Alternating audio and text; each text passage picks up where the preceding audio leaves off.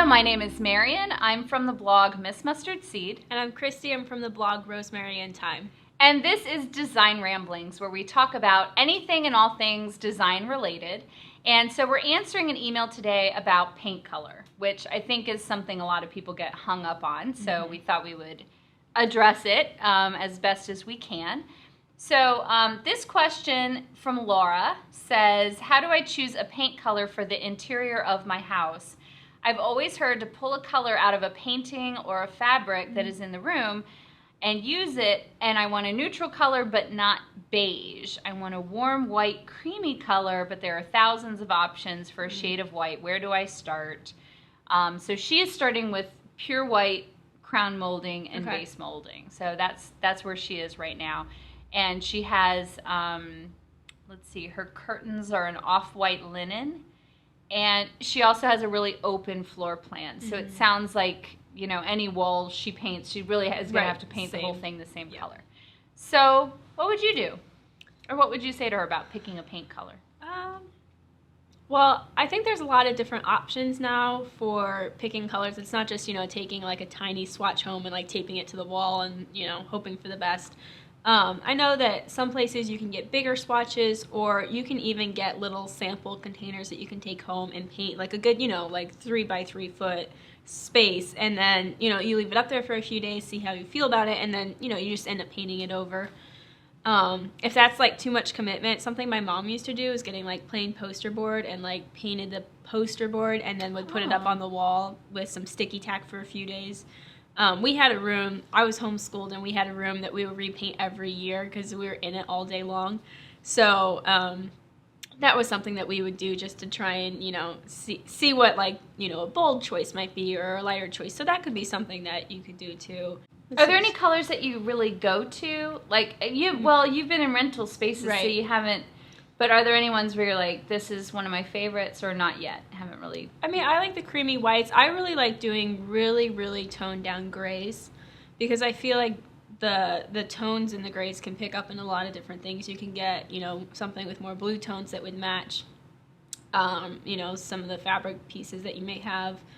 Yeah, I would say like a really light kind of gray, or I'm not a beige person either. I think it's too. Yeah, I think I think like where maybe 15 years ago having the white walls was like, bleh. I think now people feel that way about beige. Like we're okay with white walls because white can set things off so beautifully. But I agree with you, Laura, that whites can be really overwhelming. Like if you just look at the paint deck, there are like the whites. You never knew there were so many whites. Right, and it really is amazing once you get a white on the wall how much the color will start to come out, whether it's a very, very pale yellow, a very pale blue.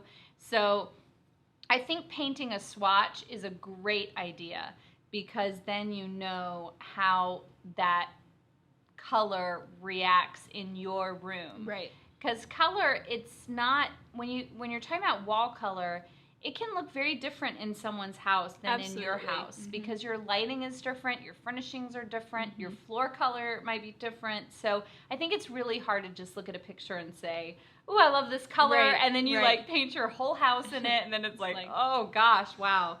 So I think definitely painting a swatch. I know Sherwin-Williams has their quart-sized samples for $5. I don't know, really, that may have changed, but I think it was $5. Yeah, pretty comparable to that still. And Benjamin Moore has little teeny tiny test pots that you can get, which that's so much more valuable than just taking home a little tiny paint chip. Right. So that would be something I would suggest. I would also suggest that if there's a color that you really like maybe a gray or a blue or even a really pale, a pale green can be neutral. You can really take any color and sort of mute it and make it paler, and it becomes very neutral. So you can pick a color that you like and then have it mixed at a weaker color amount. I don't know what I'm trying to say. Just muting it down. I mean, well, like having it mixed at, you'd ask, like, I want this mixed at 50% strength. Right. And so they'll only put 50% of the pigments in that white base, and it makes it a softer version of that color. So you're starting with the color you love and you're making it softer. So I think that's a really good trick. You had mentioned wanting a creamy white. A couple of ones that I really like. One is called Aria Ivory, A-R-I-A, Ivory, by Sherwin-Williams. And that is a retired color, so you have to actually ask for it by name. But that's a really pretty color. They will still have it in their system to give you a sample of it. Another one is mascarpone, and that's what I have in my guest room. And that's a very... it's enough color that it's a cream. It doesn't look like a white, but it's not cream that it looks yellow. Right. So, and I think that's the really hard general balance of trying to do a creamy color. Yeah. Right. So those are two that I like. And also Simply White is very nice, and that's more of a creamy white. Definitely more white than the other two that I mentioned. But that looks really pretty against a bright white trim as well. I have that in my master bathroom and master bedroom. And I think a thing to remember too is that it is just paint. You can always paint over it again. So don't be too afraid to try new things. Now I understand it can be a big commitment. Well, especially if she's doing her whole house all at one time. Yeah. That's a big time commitment. So you may even want to start with just one room or one full wall and make sure that you really love it before you commit. Yeah, I agree with that. Yeah. Yeah, but don't be afraid to paint walls, people. It's just paint. It's really one of the highest impact things that you can do to your space for the least amount of money. Just getting a nice quality can of paint, like a super paint from Sherwin-Williams, is maybe $20 or $30 a gallon. Get it on sale, and especially if you're using white and cream, like that'll cover like a dream. Like, don't worry about it. It's not just purple. Paint your walls, people. It's like every week I need to have like a challenge, mission. Right? A mission. Paint your walls. So I think, there are people who are scared to do it though, really. Yeah. Terrified. Like, it's scary. Yeah. To paint your walls. Also, like, get a friend. If you're painting a big open space, get a friend or a few friends, have them over for dinner. Yeah. Have a painting party, and you can do it at their house too, and that'll make it go a lot faster. I always like painting with other people. Yeah. That sounds fun. Let's have a painting party. I paint at my house all the time, so you can come. We can have a painting party over at my house anytime you want. So anyway, we'll post about some other paint colors that we like. We'll have to look around and see what else we like. But as far as creams, those are ones that I would suggest. Mm-hmm. But maybe try, like Kriste was saying, try some soft grays. If you like blues or greens or yellows, try some softer versions of those colors. Mm-hmm. And sometimes I'm surprised at what I really like. A paint color that I'm like certain I'm going to be in love with looks like a nursery wall. Right. And then another color that I just grabbed because it was next to one that I was interested in ends up being the one that I loved. Right. And I think that just has to do with, like Marian said, once you get into your home where you have different lighting, different fabrics and materials all around it, it just really affects it. So you never know. You really never know. Something you see at, the paint store, you might, turn your nose to, but then you bring it home and it really works well with everything you already have. And remember that paint companies can mix custom colors. So if you do have a fabric or something that you like, then you can, as long as, I think you need a size about the size of a quarter. Yeah. You can take that in to have it matched to what you want. Right. So, and she had asked about matching it to a fabric. I think if you are if you're doing cream, it's not going to matter too much. If you are trying to really specifically match a color to a fabric, then I would always suggest buying the fabric first and then matching a paint, because you can have paint mixed in like any color.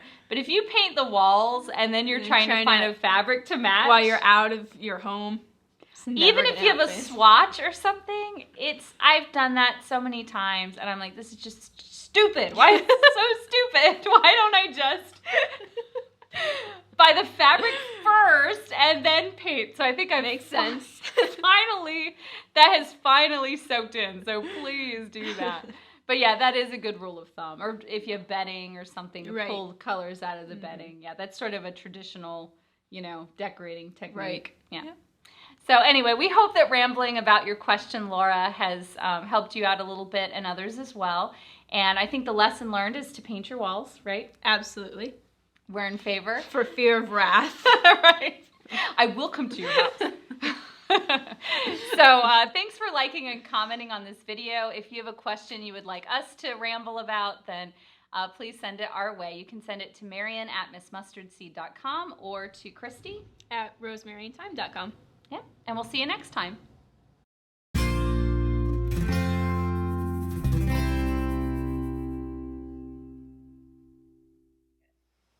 Do you want to read her email this time? You don't have to read the whole thing, but just say what she's asking. Okay. You're so much better at talking. Okay. I want this gone. There's some sandpaper over there.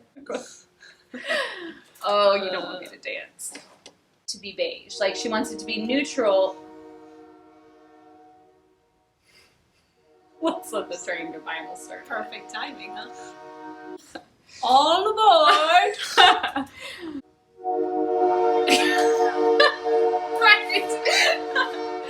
Nothing like veiled threats against your readers.